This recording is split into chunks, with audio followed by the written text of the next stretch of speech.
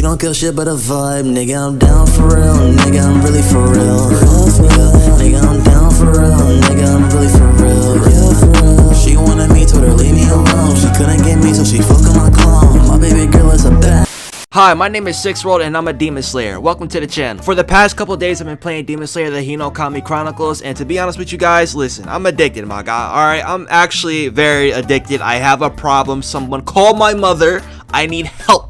My guy. So first things first, I want to talk to you guys about the story mode for this game. Story mode is a very beautiful game mode. The cutscenes are amazing. The soundtrack is amazing. It comes straight from the anime. It feels like you're legit playing the anime, my god. That's how good it sounds. And if you don't know anything about the story of Demon Slayer, then don't worry, because this game is gonna get you covered. You're gonna be literally playing the anime. That's how good this story mode feels. Now, when you do start your story mode, you're gonna start with Tanjiro training in the mountains, and yes, it is gonna teach you how to play the game a little bit. It's gonna be a quick little tutorial, and the tutorial is gonna set you right for your adventure. Now, to let you guys know, there is 8 chapters to this game, so there's 8 different chapters you have to play through, and each chapter does have its own little storyboard, just like the Ninja Storm series, and it does look really good. Now, to let you guys know, here on the storyboard, your job is to fill out this storyboard. So when you are free roaming in this game, you want to pick up everything and talk to every person that you see. If you do that, your rewards are gonna be amazing, and you don't gotta go back and do it all again. So make sure that when you are playing the game in the story mode, you pick up every little thing that you see and speak to every person that you see. And I know that 8 chapters doesn't seem long, but trust me, if you're watching those cutscenes, it's gonna be very long. And don't worry, it's gonna be worth watching.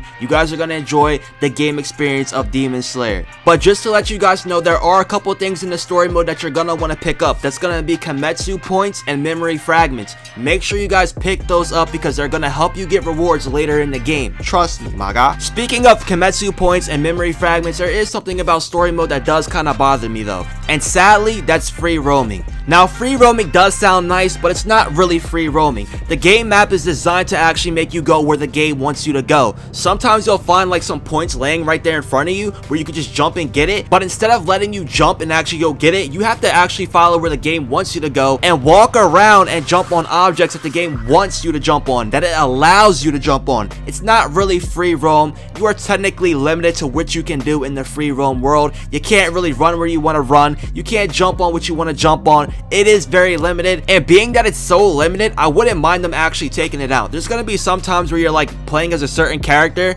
and they're gonna be moving so slow throughout the map, you're gonna be like, oh man, this is dragging. And trust me, that does get annoying, especially when you're playing with Zenitsu and he's all scared walking through the forest. Man, he takes so long to get to one destination. It does get very annoying. So I wish they would kind of just take that out, man, because it's kind of pointless, you know? I mean, it does help us get points and memory fragments, but I wish they could implement that in a different way, because the way that they have it right now, it does get annoying. And you know, I would like to run around and actually, you know, do what I want to do. And as far as demons go in the story mode, they're not really free roaming at night like you think they would. They're actually just objectives that you gotta go towards, and sometimes they'll be in your path a little bit, but they're not just everywhere like you think it would be. But when you are fighting a boss demon and that anime music cuts on, my guy, oh my god, you get into it. Trust me, you get into it. You want to drop them off. Trust me. Are you still not convinced to play the story mode, my guy? Don't worry, I got you covered. Now look, when you do play the story mode, you do unlock a lot of good rewards. You can literally unlock characters, outfits, new maps, more maps than Shinobi Striker, my god. Like, you can go crazy, you know? So it is really exciting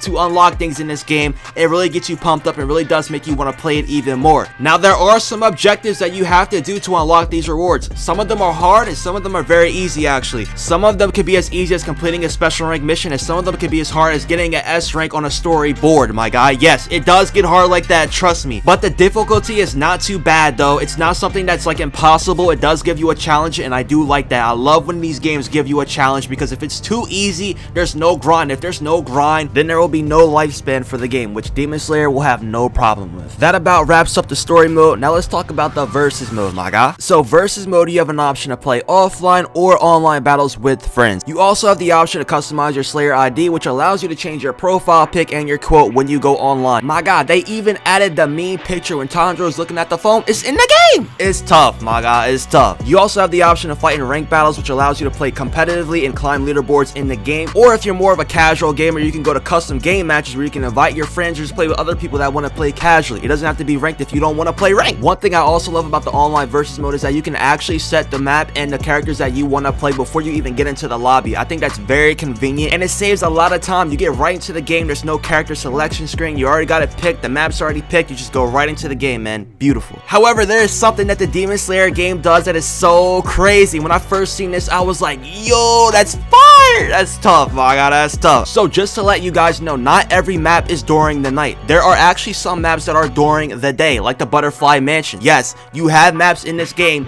that are during the day. So one time when I'm about to fight my friend online, I actually picked Nezuko, then I tried to pick a daytime map, and the game actually told me that Nezuko can't play here because she's a demon and the sunlight affects her. I was like, that's actually fire. So yes, if you have a demon character, you cannot use that character in a daytime map. I know it's nothing too crazy, but a detail like that made the game feel so much more like the anime. It made it feel so good knowing that you can't use demons during the daytime. That was so good. I like whoever thought of that. Give that man a raise. That was clutch. My god, that was clutch. And besides, just imagine if that wasn't in the game. There'd be a lot of people kind of bothered by that there were demons during the daytime. So it had to be a must anyway, regardless, but it was still pretty cool to see that. Speaking of maps, I really don't prefer nighttime maps in video games, but the way that the game lights up your special moves and when you're swinging your sword and all that, it really makes you enjoy playing at night. It really does feel so good, especially having some maps where there's people in the background just walking around while you're fighting. Yo, it's so lit. I really do love it. But now I want to get more detail with you guys. I want to talk about the in-game mechanics, and yes, they are very, very good. So obviously you have your light attack and your heavy attacks, which is really cool. And as far as gameplay goes, no, this is nothing like the Ninja Storm series. You have your light and heavies. There's no circle smashing.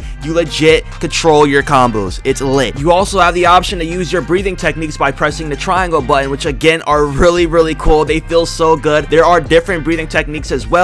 Also, by pressing the L2 button, you can go surge mode, which allows you to double your speed and your attack power, and my god, you feel like I got. And there is 3 levels to the surge mode. You got level 1, level 2, and level 3, and obviously the higher it gets, the more speed and power you will gain, and trust me, it feels really good. And of course, CC2 gives you an ultimate as well, which every ultimate looks really cool. Some ultimates are very disrespectful because you have to sit through the cutscene, which by the way, the cutscenes look very, very good, but sometimes when you're getting dropped off, they get very disrespectful, especially when you gotta wait through a long cutscene because someone's dropping you off. It does hurt your soul sometimes, I'm not gonna lie. Just imagine if somebody stole your school lunch money and then they put you in a cutscene where they're showing you how they spent your money.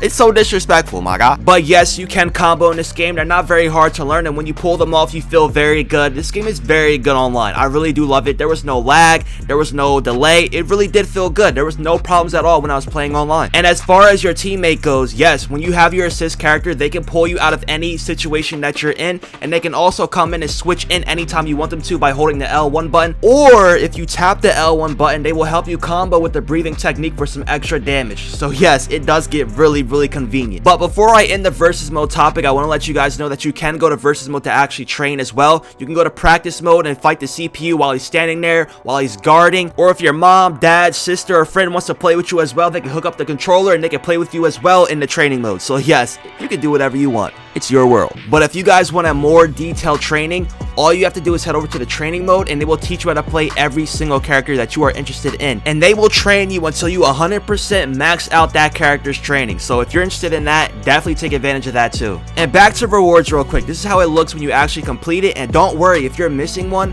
it will tell you exactly how to unlock that card piece. So don't worry.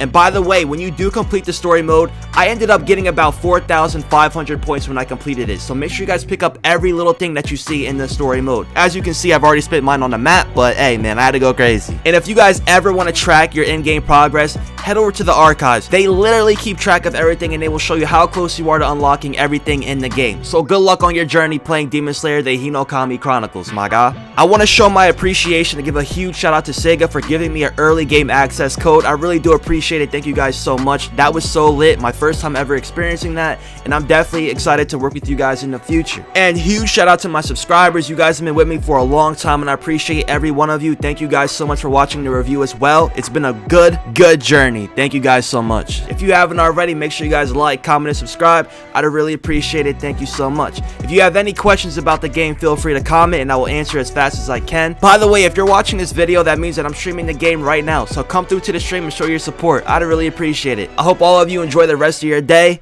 Be easy and take care. I love it when that little bitch call me a rockstar. She share a location with her man, you need not far. I know a shorty in Florida, calling me a jet, but it's funny she the one throwing fits when I don't give her dick, and she asks who I love when I point at my wrist. Girl, I'm balling right now, all I care about is switch. They been shooting for the stars and I got proof of it, these are not love scars. Heartbreaks came, but I still got